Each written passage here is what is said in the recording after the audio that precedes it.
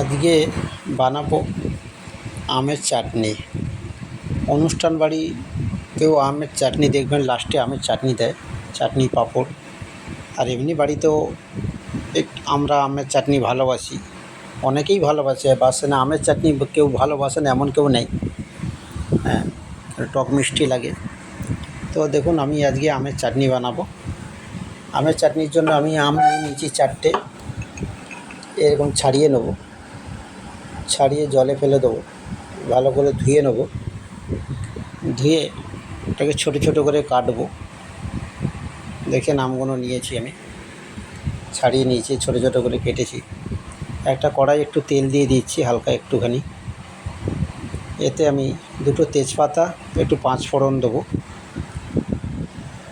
দেখুন, একটু তেজপাতা, একটু 5 ফোড়ন দিয়ে দিয়েছি। এবারে হালকা একটু গরম হলে আমি আমটাকে দিয়ে দেবো, আমটাকে ছেড়ে দেবো, ওতে দিয়ে একটু নাড়বো।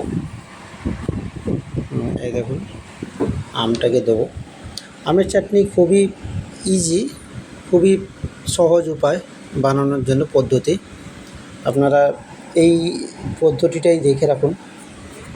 হ্যাঁ, আমি এর আগেও আমের ভিডিওতে দেখিয়েছি আমের আচার কিভাবে বানাতে হয়। তো এটা আচার নয়, এটা আমের চাটনি বানাচ্ছি আমি। এতে হালকা একটু হলুদ দিয়ে দিচ্ছি, একটু দিয়ে দিলাম হলুদ, 1.5 টিস্পুন বলুন, আর 1/2 টিস্পুন নুন দিয়ে দিলাম। আমি এই আমের চাটনিতে একটু মিষ্টি ভাগটা একটু বেশি রাখবো। হ্যাঁ, আপনারা চাইলে একটু কমও রাখতে পারেন, কোনো অসুবিধা নেই। এবারে আমি এতে একটু জল দিয়ে দেবো, যাতে আমটা একটু গলে যাবে। আমি এই যে জলটা দিয়ে দিলাম। জলের পরিমাণটা একটু দেখে নেবেন, যাতে বেশি না হয়। এবার আমার আমটা গলার জন্যই আমি জলটা দিলাম।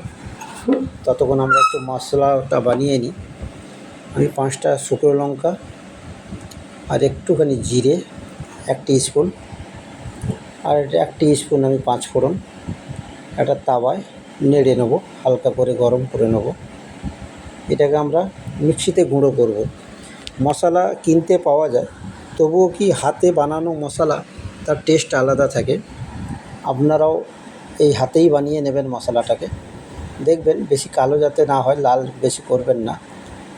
হ্যাঁ, বেশি গরম করবেন না, হালকা গরম হলেই আপনার নামিয়ে দেবেন। দিলে ঠান্ডা হলে ওটাকে মিক্সিতে আমি গুঁড়ো করে নেবো। এই দেখুন, আবার গুঁড়ো করব, বেশি গুঁড়োও করব না, কেন একদম বেশি গুঁড়ো করলে আবার ভালো নয়, ভালো লাগবে না। এই দেখুন, আমি চিনির পরিমাণটা আপনাদেরকে বলেইছিলাম একটু বেশি দেবো। দেখে নিন, আমি একটু বেশিই দিয়েছি চিনির পরিমাণটা। আপনারা চাইলে কম করতে পারেন, কোনো অসুবিধা নেই, কিন্তু আমার এখানে একটু বেশি লাগবে বলে আমি বেশি দিয়েছি। তো মিষ্টি ভাগটা কে কীরকম খাবেন, ওই হিসাবে আপনারা অ্যাডজাস্ট করে নেবেন। এবারে মশলাটা আমি মিক্সিতে গুঁড়ো করছি। আমি মশলাটা বেশিও গুঁড়ো করব না, কেন আমের চাটনি মানে চাটনি যখন খাবো তখন মুখে দানা দানা মতন লাগা দরকার। হ্যাঁ, একদম হয়ে গেলে ভালো লাগে না। ওই জন্য মশলাটাও একটু গোটা গোটা থাকা দরকার। হাফও বলবো না, হাফের থেকে একটু ভাঙা হলে ভালো হয়। কেননা দেখবেন, আমি মশলাটা আপনাদেরকে দেখাচ্ছি। আমি এই রকম মশলাটা গুঁড়ো করেছি। এই দেখেন, এই যে দেখছেন, মশলাটা বোঝা যাচ্ছে, এইরকমই গুঁড়ো করব। তো এই রেসিপিটা আপনারা বাড়িতে বসে বানিয়ে নিতে পারবেন। এটা হচ্ছে অনুষ্ঠান বাড়ি, হোটেল, রেস্টুরেন্টের রেসিপি। আপনারা সহজেই বাড়িতে বসে বানাতে পারেন, রেস্টুরেন্টের খাবারের খেতে পারেন এরকমই স্টাইলের। আমি আরও নতুন নতুন রেসিপি নিয়ে আসব। এবার আমি একটা প্যানে ঘি দিয়ে দিলাম। এতে কাজু কিশমিশ আমি হালকা দিয়ে একটু ভেজে নিচ্ছি। এই ভিডিওটি যার যার ভালো লাগবে একটু শেয়ার